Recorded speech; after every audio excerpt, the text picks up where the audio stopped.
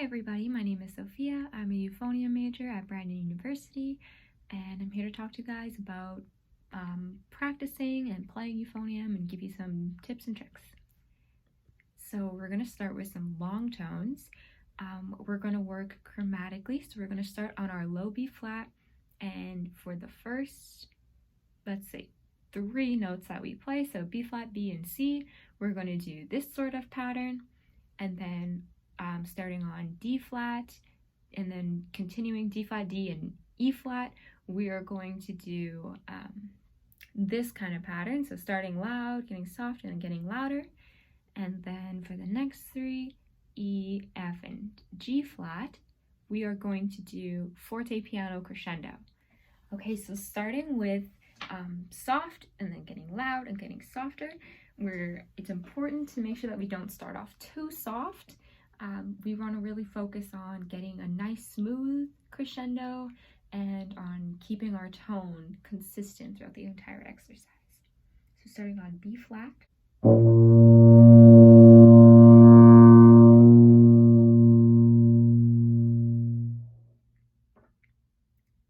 And now B, I have my 4th valve down here, so I'm using 4 and 2, but you could also use 1, 2, and 3.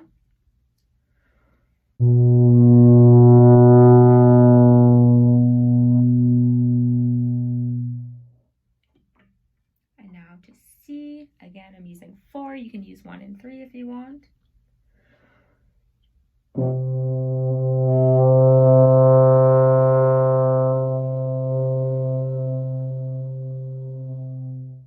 So now we're going to move on to starting forte, decrescendoing, and then crescendoing back up to forte. So let's start on D flat where we left off.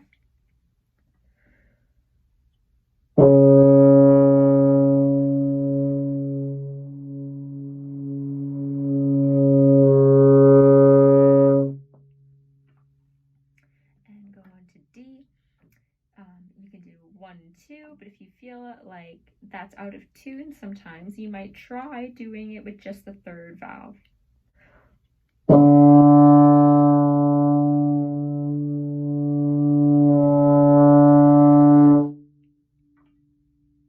then we're going to go on to E flat.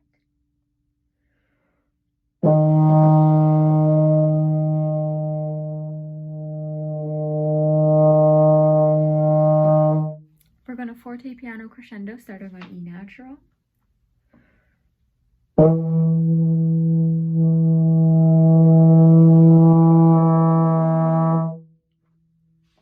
And now F. And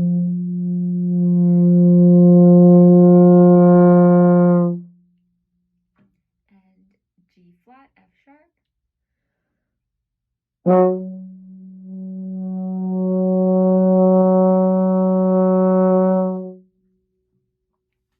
So it's super important, especially in these forte pianos, that we are keeping our air forward, even when we're playing soft.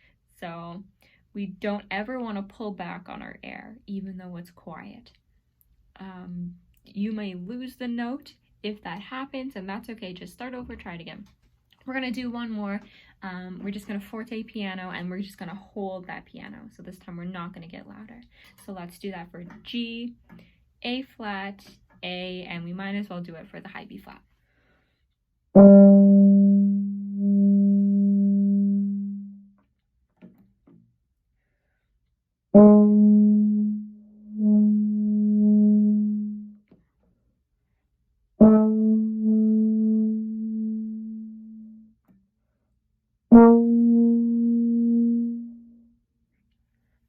So as you can hear, that's really, really hard to hang on to, especially if you're really challenging yourself to a small piano dynamic. So experiment with how far you can go with that, and make sure you're always practicing to make it as stable as possible. Continuing on with dynamics, we're going to work on arpeggios. So we're just going to go with some simple keys, and then if it's working for you, you can kind of expand it to work on all major keys. So what we're going to do is we're going to start on our B flat. We're going to do a B flat arpeggio. So the B flat we're going to say is piano, and then we're going to go up to the D, the 1 and 2D, and that's going to be, let's say, mezzo piano. F is going to be mezzo forte, B flat is going to be forte, D, if you have it, is going to be fortissimo, and then F is going to be even louder, and if you can get that high B flat out, even louder than that. So it might even help to start the low B flat on a pianissimo. But basically, every time we add a note, it's getting louder, and then we're going to come back down and get softer with each note.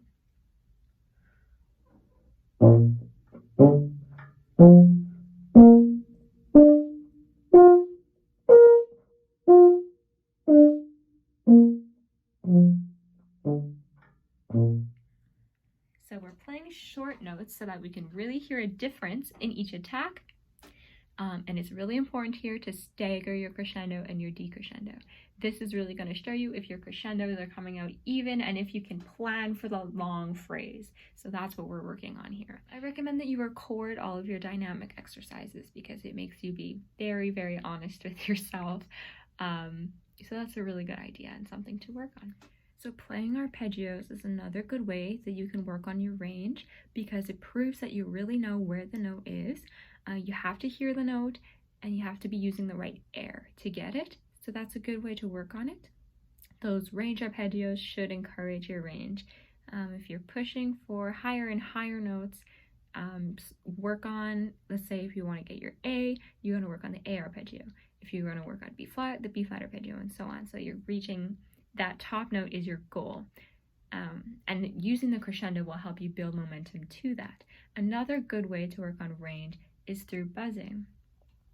So if you have a piano, that'll be helpful. If not, just find a way to get the note. You can do a virtual piano on your phone or your computer, or you can just play the note beforehand. We're going to start on a C, and we're going to go to an E. If you don't have it in your head immediately, it's okay to play it ahead of time. So let's try it that way. So we're going to go C to E.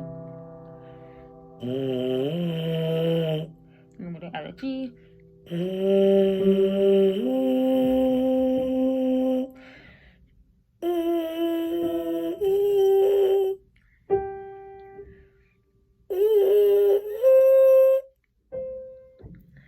So that's me working on my C. You can hear not all of my buzzes have equal tone, right? So let's make sure we can work on tone. That first octave is very good. So part of the tone issue is I'm putting a lot of pressure on my face, and some of the tone issue is that it's just really high.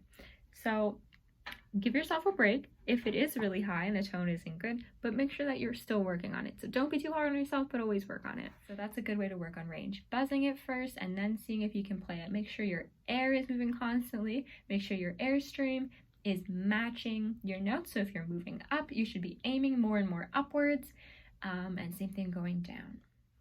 So now I want to introduce a type of scale study called the Clarke Study, and that comes from Herbert Clarke, who was a famous trumpet player.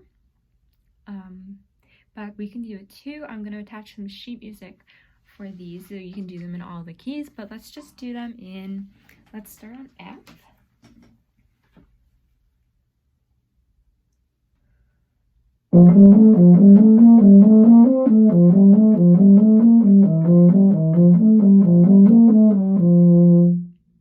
So that's just using the first couple notes. So we're going to go F, G, A.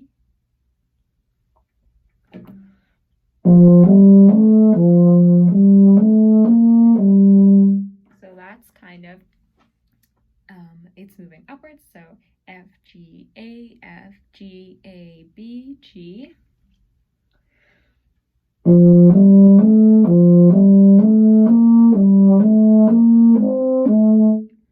Continue that pattern and go A, B, C, A. So that's, see how that's a 4-note pattern? We're going F, A, F, G, A, F. So 1, 2, 3, and then back to 1. And then we move that up. So we go 2, 3, 4, 2, and then we move that up and go 3, 4, 5, 3. So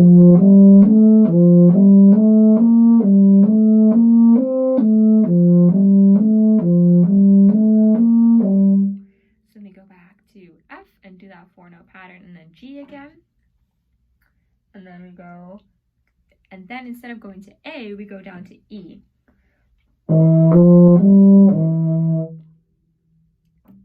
So all together.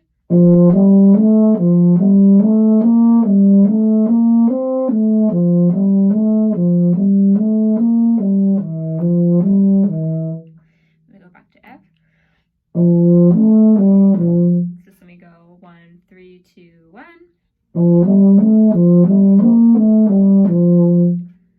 1, 3, 2, 1, 2, 4, 3, 2, 1. So I'll play that for you slow all together and fast all together. And again, I'll attach a sheet music.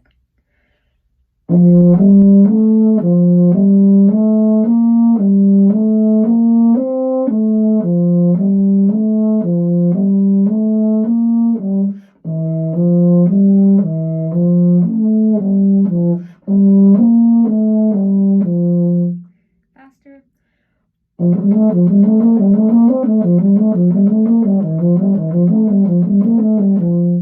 And eventually really fast.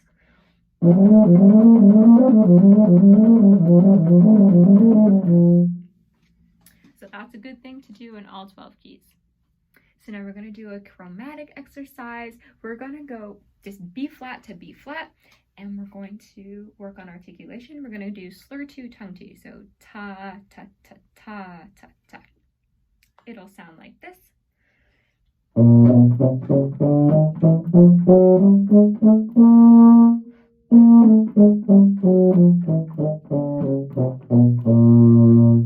And faster.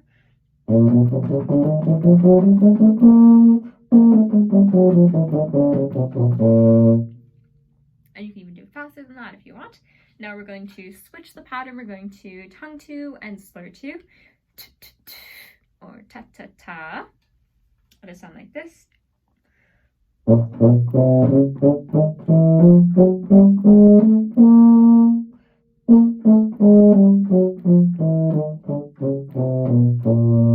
now play faster.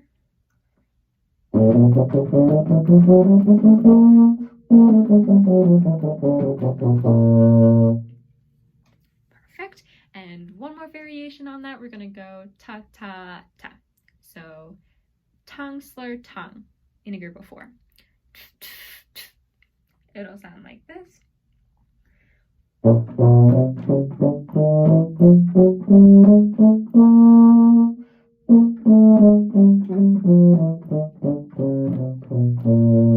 My finger slipped off there, sorry about that. I'll play that faster for you.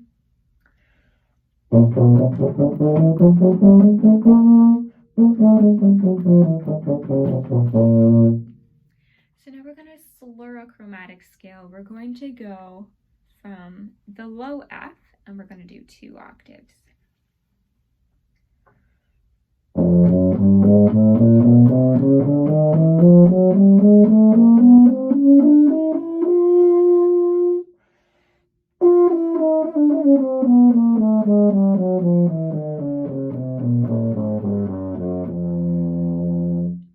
Let's try that slowly together. 1 and 2 and 3 and...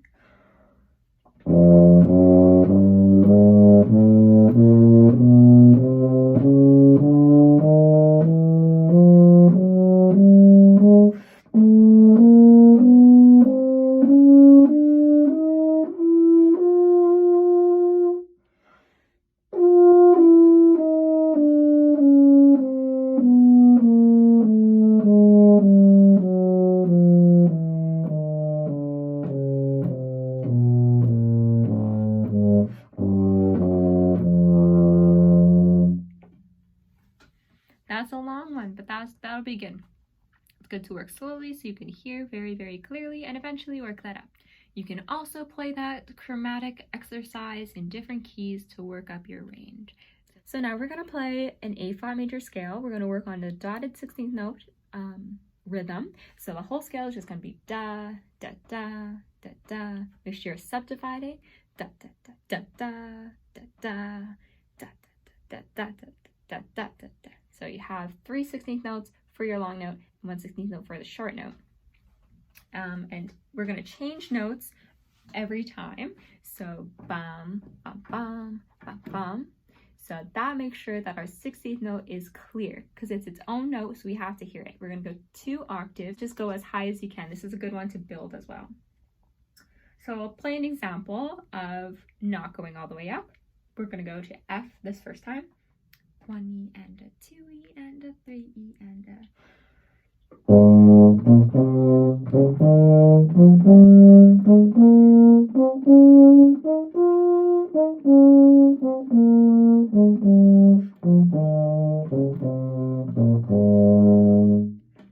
So F is kind of a weird note to stop on, but as you can tell, it can work. So whatever note is your max, just stop there, or stop one above it. It's good to fail when you're working on your high range. If you're not failing on the highest note you're playing, you're not working on range. And this time we'll work all the way up to that high A flat.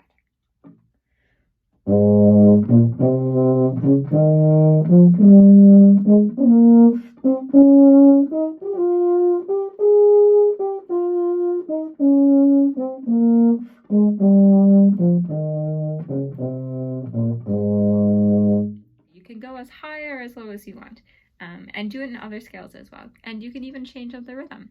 We could do a 6th note and a dotted 8th, so that sort of a thing. Or any other sort of rhythm that you need to work on. So those are 2 good options. So now just briefly, I want to talk about what kind of resources are available to you online. If you're on Instagram, there is an account that posts, I think it's daily, it might be weekly, but they post challenges. They start at the high school level and they do college and pro level challenges. So you can start on the high school. They're probably going to be pretty challenging if you're in grade 9. Even if you're in grade 10, they're probably challenging, but that's good. So that account is called High Impact Low Brass. So that's a pretty cool thing that you can check out if you're online. So you can try out their challenges. Also, if you follow them, they'll likely follow you back. And if you post videos of you playing, they will leave some advice on your posts. So, or you can message them and ask for advice. So that's a really good resource because it's real people who play euphonium who can help you out. Another one you might want to look up, Dave Worden. I'll put those names and stuff in the description as well. He, very, very famous, very good euphonium player. He posts a lot of educational videos on his YouTube and his Instagram, so you can check those out. He has a number of arrangements of pieces, or I think he has some methods out as well. So if I find those, I'll link them, but you can do a Google search for him as well. He has tons of sheet music. Not all of it's free, but that's a very good option to learn. So Dave Worden and High Impact Low Brass are 2 good options. Another thing you could do is just Google warm-up exercises for euphonium, and I'm sure you're going to find lots. I'll try to include some in the description. If you're looking for a non-digital resource, I'm going to recommend the Arban Book. It is a little bit expensive, but it is huge. I can show you it. So look at the coil on this guy. It is absolutely huge. It's full of exercises. Some are going to be below your level and some are going to be advanced. A lot of them are advanced for me. You could use it your whole life playing euphonium. So that's a really good thing to invest in if you have the resources to get it and if you're interested. Shipping might take a long time due to our current circumstances, but that's something. Another thing you could get if you wanted to get a method book is the Clef Studies, and that will teach you how to read in alto clef I think they work on treble clef as well, which is very similar. I think I said alto, but I meant tenor. So tenor clef and B flat treble, which is very important as euphonium players. So I'll link that as well. That's just a good skill to have. Then you can read trumpet parts because they're in B flat treble, and just your reading will get a lot better in all clefs if you kind of indulge in that. All right, so I'm gonna play for you a little bit now. This is just the main theme of the third movement of Horowitz Concerto. So Joseph Horowitz is a British composer. It's a piece that I really enjoyed working on. I'm a little bit rusty on it now because it's not something I'm currently working on, but it's a really fun piece, so I thought I'd share it.